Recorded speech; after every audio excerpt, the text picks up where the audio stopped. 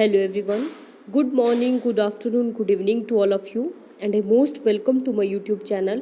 So dear learners, आज की इस क्लास में हम डिस्कस करेंगे types and effects of earthquake waves. ठीक है, अर्थक्वेक जब आता है लास्ट लेक्चर में हमने ये सारी चीज़ें कवर की थी कि कैसे सीस्मिक वेव्स जनरेट होती हैं, उनका इफेक्ट क्या होता है. ठीक है, कौन कौन सी होती हैं सीस्मिक वेव्स. ठीक है, इंटीरियर में कैसे ये प्रोपागेट करती है, सारी चीज़ें हम कवर कर चुके हैं. ठीक है, आज हम ये चीज़ देखेंगे कि ये अर्थक्वेक जब आता है, ठीक है, क्या इफेक्ट पड़ता है हमारी अर्थ की सरफेस के ऊपर और कितने टाइप्स का होता है ये. ठीक है, ये चीज़ें आज के इस लेक्चर में कवर करेंगे. तो चलिए स्टार्ट करते हैं types and effects of earthquake. ठीक है, टाइप्स की अगर बात करें तो यहाँ पे डिफरेंट टाइप्स के होते हैं. मतलब टाइप्स हो गए कि जिस जिस रीज़न से अर्थक्वेक जनरेट हो रहा है, ठीक है, उसी रीजन को हम क्या कहेंगे, मतलब उसी के नाम पे उसका नाम पड़ जाएगा. ठीक है, जैसे टेक्टोनिक अर्थक्वेक होता है, एक वोल्केनिक अर्थक्वेक होता है, एक कोलैप्स अर्थक्वेक होता है. ठीक है, एक होता है एक्सप्लोजन अर्थक्वेक हो गया. ठीक है, एक हमारा आता है रिजर्वायर इंड्यूस्ड अर्थक्वेक. ठीक है,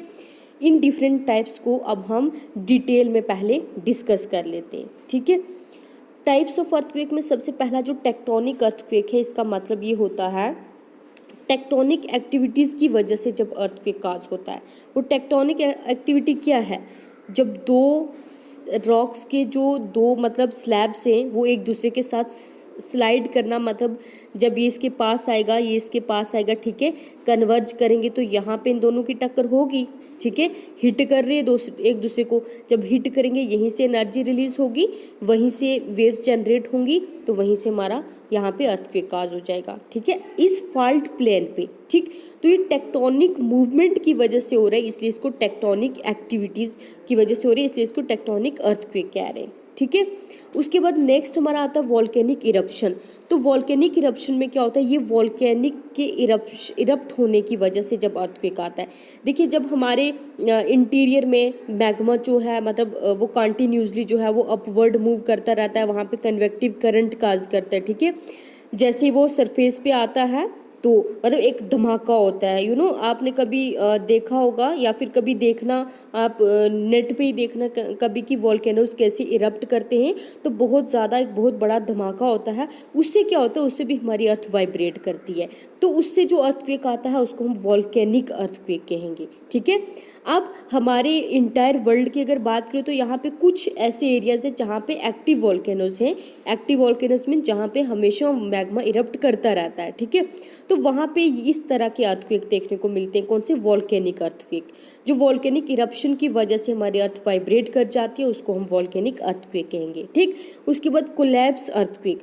कोलैप्स का मतलब ये होता है कि जब हम माइनिंग एक्टिविटी करते हैं, माइनिंग क्या होता है, माइनिंग होता है कि जब हम अर्थ के इंटीरियर से मिनरल्स को निकालते हैं ना, उन मिनरल्स को निकालने के लिए हम वर्टिकल शाफ्ट का यूज़ करते हैं, ड्रिलिंग मशीन्स का यूज़ करते हैं, अदर नई नई टेक्नोलॉजीज़ का यूज़ करते हैं. मीन्स हम अर्थ के इंटीरियर को खोद रहे हैं ना, मिनरल निकाल रहे हैं, तो उससे क्या होता है, उससे भी हमारा जो अंडरग्राउंड रूफ है वो वाइब्रेट करता है अर्थ का, जहाँ पे मिनरल्स होते हैं. ठीक है, जहाँ से मिनरल्स निकाले जाते हैं वहाँ पे भी वाइब्रेशन काज होती है.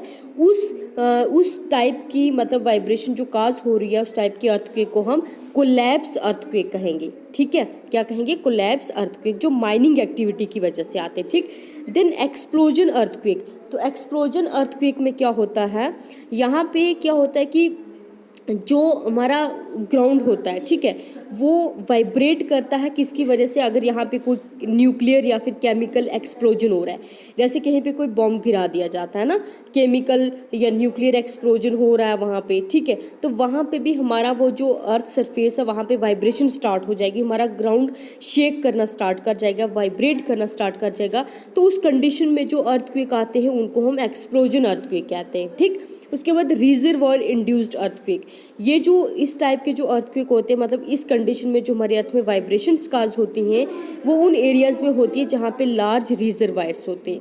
ठीक है, अब उसके बाद यहाँ पे कुछ ऐसे इंस्ट्रूमेंट्स हैं जिनके थ्रू अर्थक्वेक को मेज़र किया जाता है. मतलब ऐसे इंस्ट्रूमेंट जिनके थ्रू हमें पता चल सकता है कि अर्थक्वेक जो है उसका साइज़ क्या था, उसकी स्पीड क्या थी. ठीक है, उनमें वेव्स को कैसे रिकॉर्ड किया जाता है. तो उन इंस्ट्रूमेंट्स में से मतलब 3 इंस्ट्रूमेंट्स को आपको नाम याद रखने, ये इंपॉर्टेंट है.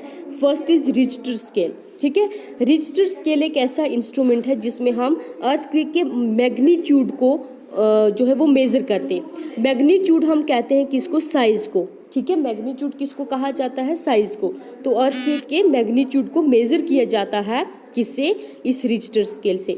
वो वैल्यू लाई करती है 0 to 10 के बीच में, ठीक है। कभी आप अर्थक्वेक आता है तो आप देखते होंगे वहाँ पे जो है वो 0.7 मतलब 7.7 मैग्नीट्यूड का अर्थक्वेक कहीं पे आता है, कहीं पे 6.5 का आता है, कहीं पे 8.0 का आता है। ये जो 8.0 का आता है ये तो बहुत ज़्यादा खतरनाक वाला होता है ना, ये मॉडरेट होता है, ये कि मतलब ना उतना ज़्यादा होता है ना कम होता है, ठीक है। अभी पीछे रिसेंटली अफगानिस्तान में जो अर्थक्वेक आया था जिसका एपिसेंटर अफगानिस्तान में था, उसका इफेक्ट हमारे इंडिया के नॉर्थ और ईस्ट में भी देखने को मिला, ठीक है। उसमें इंडिया में 6 पॉइंट समथिंग मैग्नीट्यूड का था। तो मैग्नीट्यूड क्या हो गया, साइज़ देखते कि कितना मतलब कितनी दूर तक उसकी वेव्स जो है वो ट्रैवल की हैं, ठीक है। सेकंड जो हमारा आता है दैट इज़ मर्सिली स्केल। इस स्केल से उन सिस्मिक वेव्स की इंटेंसिटी को मेज़र किया जाता है, ठीक है। इंटेंसिटी क्या हो गया, उसकी उनकी वेलोसिटी को, उनकी स्पीड को मेज़र किया जाता है मर्सिली स्केल से, जिसकी वैल्यू जो होती है वो वेरी करती है 1 to 12 के बीच में, ठीक है।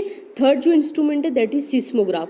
तो सिस्मोग्राफ वो ग्राफ है जिसका यूज़ किया जाता है सिस्मिक वेव्स को रिकॉर्ड करने के लिए। जैसे अर्थक्वेक आता है तो सिस्मोग्राफ सारी की सारी वेव्स को रिकॉर्ड कर लेता है। उस दौरान क्या होता है, जब हम रिकॉर्ड करते तो हमें वहाँ पे प्राइमरी वेव्स का पूरा रीजन पता चलता है कि प्राइमरी वेव हमारी अर्थ के इंटीरियर में यहाँ इतनी डेप्थ तक जो है वो ट्रैवल की हैं। तो जहाँ पे वो ट्रैवल कर रही है उससे हमें अर्थ के इंटीरियर के स्ट्रक्चर की इन्फॉर्मेशन भी मिलती है। ये सिस्मिक वेव हमें अर्थ की इंटीरियर की इन्फॉर्मेशन भी देती हैं, ठीक है। तो इस तरह से ये 3 इंस्ट्रूमेंट्स के आप नाम याद रखेंगे। उसके बाद जो लास्ट है दैट इज़ की इफेक्ट क्या हो रहा है हमारी अर्थ की सरफेस पे अर्थक्वेक का। जब अर्थक्वेक आता है मीन्स अर्थ के वाइब्रेशन से हमारी अर्थ की सरफेस के ऊपर क्या इफेक्ट देखने को मिलता है। देखिए ये तो इसको पहली बात तो नेचुरल हैज़र्ड है, ठीक है, लेकिन ये डिज़ास्टर काज करता है। हैज़र्ड और डिज़ास्टर क्या हो गए, ये भी आप सोचोगे कि हैज़र्ड बोला है फिर डिज़ास्टर भी बोला है। हैज़र्ड बोलते हैं तब जब वो काज तो होता है लेकिन वो उतना ज़्यादा नुकसान नहीं करता, उसको हम हैज़र्ड कहते हैं। लेकिन जब अर्थक्वेक मतलब ऐसे आए, मतलब बहुत ज़्यादा उसका मैग्नीट्यूड हो, ज़्यादा से ज़्यादा तबाही मचाए, तब वो डिज़ास्टर्स बन जाता है, उसको हम डिज़ास्टर कहते हैं, ठीक है। जो मतलब ये नेचुरल फिनोमेना जो मतलब कम हम ये कहेंगे कि या तो डैमेज नहीं करेगा या फिर थोड़ा बहुत करेगा, उसको हैज़र्ड कहेंगे। जो ज़्यादा से ज़्यादा डिस्ट्रक्शन करता है उसको हम डिज़ास्टर कहते हैं, ठीक है। तो ये नेचुरल हैज़र्ड है। ये डिज़ास्टर भी बनता है जब इसका मैग्नीट्यूड जो है वो ज़्यादा रहता है, ठीक है। अब इसका इफेक्ट क्या होता है, सबसे पहले ग्राउंड शेकिंग। जब अर्थक्वेक आता है तो हमारा पूरा अर्थ सरफेस का जो ग्राउंड है वो शेक करना, वाइब्रेट करना स्टार्ट हो जाता है, ठीक। दूसरे नंबर पे differential ground settlement. Differential ground settlement का मतलब क्या हो गया, जैसे ये हमारी पूरी सरफेस है, ठीक है। यहाँ पे कहीं पे हमारी जो अर्थ की सरफेस है वो मतलब धंस गई है नीचे, ठीक है, मतलब कहीं पे क्रस्ट लेयर जो है वो नीचे की ओर, जैसे ज़मीन फटती है ना वैसे, ठीक है। तो हमें डिफरेंशियल ग्राउंड सेटलमेंट देखने को मिलता है। कहीं पे मतलब वो जो रॉक्स हैं वो ऊपर की तरफ उठ जाती हैं, कहीं पे वो नीचे की तरफ धंस जाती है। तो ये डिफरेंशियल ग्राउंड सेटलमेंट भी इसकी वजह से होता है, अर्थक्वेक की वजह से। Then land and mud slides. अब अर्थक्वेक की वजह से लैंडस्लाइड भी आते हैं, मड स्लाइड भी आते हैं। वो एरियाज़ मतलब वो जैसे माउंटेन है यहाँ पे इस रीजन में आया क्या अर्थक्वेक, तो इसका ये पार्ट जो है वाइब्रेट करने से, इसके वाइब्रेट करने से ये पार्ट जो है स्लाइड कर जाएगा नीचे की ओर, तो उसको हम क्या कहेंगे, लैंडस्लाइड। तो अर्थक्वेक काज क्या करता है, लैंडस्लाइड भी और मड स्लाइड, मतलब इसका इफेक्ट ये भी होता है, ठीक। उसके बाद आता है सॉइल लिक्विफेक्शंस, ठीक है। इसमें क्या होता है कि जो हमारी क्रस्ट की जो मिट्टी है, ठीक है, वो उस मिट्टी के साथ नीचे से अंडरग्राउंड वाटर भी आएगा, क्योंकि हमारी अर्थ पूरी की पूरी क्या हो रही है, उसमें फ्रैक्चर्स पड़ रहे हैं, ठीक है। अंडरग्राउंड वाटर भी आएगा, मिट्टी और अंडरग्राउंड वाटर मिक्सअप हो जाएगा, उसको हम सॉइल लिक्विफेक्शंस कहेंगे, ठीक है। देन एवलांचेस भी देखने को मिलते हैं। जो पहाड़ जिनके ऊपर मतलब पूरी परमानेंट आइस शीट कवर होती है, जैसे हम ग्लेशियर कह रहे हैं, हिमालय की ऊंची ऊंची चोटियाँ अगर आप देखो, ठीक है, माउंट एवरेस्ट का आप ले लो, K2 का ले लो, ठीक है, नागा पर्वत का ले लो, तो वहाँ पे अगर अर्थक्वेक काज होता है तो वो जो मतलब बर्फ़ है जो परमानेंट आइस कैप से वहाँ पे, ठीक है, वो क्या करते हैं, वो स्लाइड करना स्टार्ट हो जाते हैं नीचे, ठीक है। जब वो स्लाइड होते हैं उसको हम एवलांच कहते हैं, ठीक है। तो ये एवलांचेस भी अर्थक्वेक की वजह से होते हैं, ठीक। Then ground lurching. Ground lurching और सॉइल लिक्विफेक्शन जो होता है ये सेम होता है। इसमें क्या होता है, इसमें वही जैसे ये है, ठीक है, ये मिट्टी है, अंडरग्राउंड वाटर भी आया, मिक्सअप हुआ, इधर से सैंड भी आया, मिक्सअप हुआ, तो उसको हम कहते हैं ग्राउंड लर्चिंग और सॉइल लिक्विफेक्शंस, ठीक है। उसके बाद हमारा आता है ग्राउंड डिस्प्लेसमेंट। तो ग्राउंड डिस्प्लेसमेंट क्या हो गया, ये हमारा हो गया जैसे मतलब ज़मीन पूरी की पूरी फट जाती है, ठीक है। ये हमारा ग्राउंड था, ठीक है, यहाँ पे बीच में फॉल्ट पड़ गया, ठीक है, यहाँ से फिर ये इससे अलग हो गया, देन ये फिर ग्राउंड आ गया, यहाँ पे क्रैक पड़ना स्टार्ट हो गया, तो ये क्या हो गया, ये ग्राउंड डिस्प्लेसमेंट हो गया। ये भी अर्थक्वेक की वजह से होता है, ठीक है। उसके बाद जो डैम्स होते हैं, बड़े बड़े डैम बनाए होते हैं, अगर वहाँ पे कहीं अर्थक्वेक आ जाता है तो डैम पूरे के पूरे फट जाते हैं, टूट जाते हैं, ठीक है। वो डैम टूटने से क्या होता है, फ्लड काज होते हैं उसके नेबरिंग रीजन्स में, ठीक है। उसके बाद अर्थक्वेक अगर हमारे ओशंस के अंदर आता है, अब हमारे 5 ओशंस हैं, ओशंस के अंदर भी वोल्केनिक एक्टिविटी, टेक्टोनिक एक्टिविटीज़ होती रहती है। वहाँ पे जब अर्थक्वेक आता है, वहाँ पे जब वाइब्रेशन काज होती है, तो वो ओशंस के वाटर को पूरा का पूरा ऊपर उठा देती है, जिससे सुनामी काज होती है, ठीक है। ये भी बहुत इफेक्ट करती है कोस्टल एरियाज़ को, ठीक है। उसके बाद आता है स्ट्रक्चरल कोलैप्स। स्ट्रक्चरल कोलैप्स क्या होता है, जैसे ये बिल्डिंग है, ठीक है, यहाँ पे सरफेस पे वाइब्रेशन हुई, अर्थक्वेक काज हुआ, ये भी बिल्डिंग है, ये बिल्डिंग दोनों की दोनों क्या होगी, गिर गई, ये क्या हो गया, स्ट्रक्चरल कोलैप्स, ठीक है। कोई इंडस्ट्री है वो गिर गई। जैसे आप देखो ना, आपके कभी भी अर्थक्वेक आता है तो न्यूज़ पे नहीं बताते कि जहाँ पे एपी सेंटर था उस रीजन की ये बिल्डिंग जो है ये कोलैप्स हो गई, ठीक है, ये इंडस्ट्री थी वो कोलैप्स हो गई।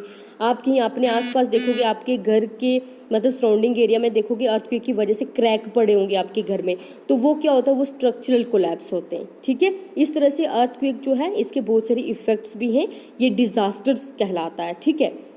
तो ये हमारा पूरा होल जो टॉपिक था दैट इज़ अर्थक्वेक, ठीक है, वो कवर हो चुका है।